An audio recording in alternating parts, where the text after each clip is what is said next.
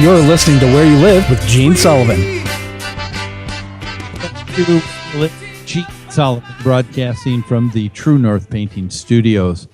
The show is brought to you by American Family Insurance, the Kim Bennett Agency, and Extreme Exteriors. For a lot of our listeners, I'd like you to know that we've got a free gift for you. We put together a bi-monthly newsletter called What's New. A lot of what we talk about on the show, we talk in further detail in that newsletter. People that are guests on the show also contribute. It's a great resource. We've got over 23,000 subscribers right now. All you have to do to start getting it in your home is to give us a call during the week at 952-922-2500.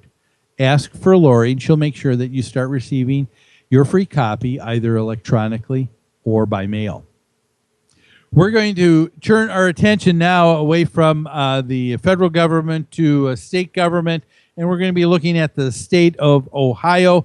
Even though we broadcast here in Minnesota, it's important, I think, for us to know and understand pending legislation that's going on around the country, because as goes in other states, eventually that begins to filter in here, and I think it's good for us to know and understand what is at stake.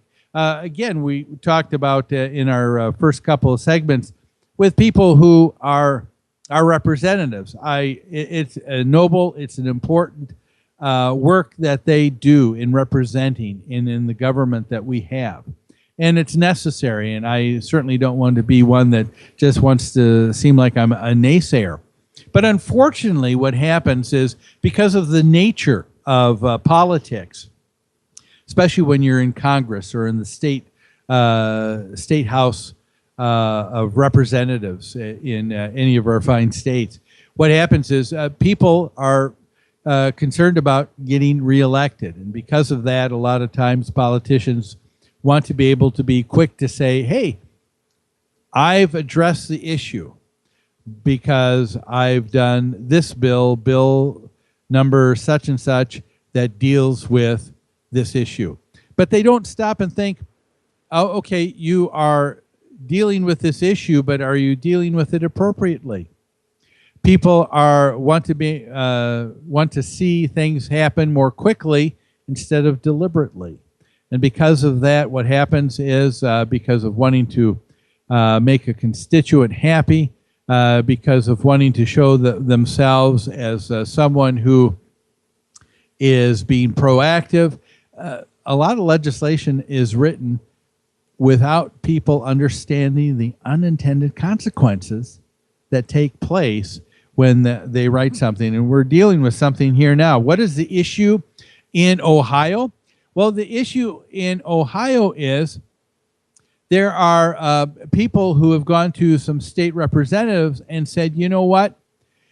We don't really know or understand what it means to own or live in a homeowners association. And so, that's an issue. That's a problem. And it is.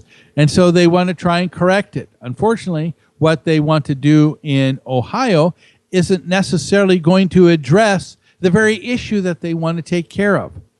And what we're talking about here in Ohio is House Bill 371. And what's all the fuss about? Well, it was introduced in this last legislative session in Ohio. And a lot of people came forward, a lot of people saying, whoa, wait a minute. There are a lot more problems that you're creating than you are solving with this piece of legislation. So the idea is, okay, people don't know or understand what it means to live in an association. People are kind of at bay. They don't know or understand, how does this work? How do they effectively have things to be able to communicate to the association, to be able to see things done, to be able to affect and determine what happens in the property where they live. Well, this one person, her name is Representative Grossman. She came up with a bill, and she said, I'm going to address this issue. People don't know what it means to live in an association. So here's what I'm going to do. She said, and listen to this very closely now. She said, number one, in House Bill 371, she said, I want to make sure that all meetings of the board in an association shall be open to homeowners. Now, if you have listened to this show for any length of time, you know that I am very much in favor of boards in being open and transparent and letting people know the business and the decisions that take place in a homeowners association.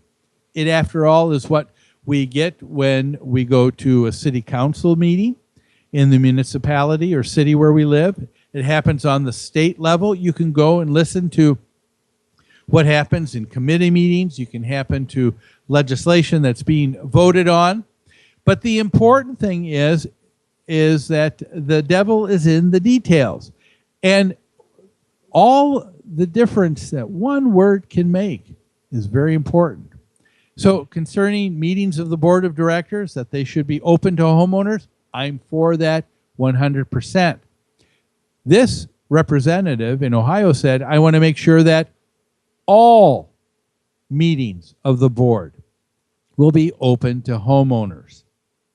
Well, there can be an issue there because, as we know, and we've talked about before, there is a necessity sometimes for a board of directors to go in what's called executive session. What is an executive session? Well, an executive session is where the board asks the other homeowners to leave, where they get to discuss an issue that's more private. Well, what would be an issue that would be important and private that wouldn't necessarily need to be heard by the other homeowners? Well, I can give you one example. One would be, let's say there's a lawsuit. A number of individual homeowners will sue their association for various things. And it is important that if they are going to try and build a strategy, that the board of directors have the ability to go into an executive session, because you certainly don't want that open for the homeowner who's suing the association to hear what they're going to do.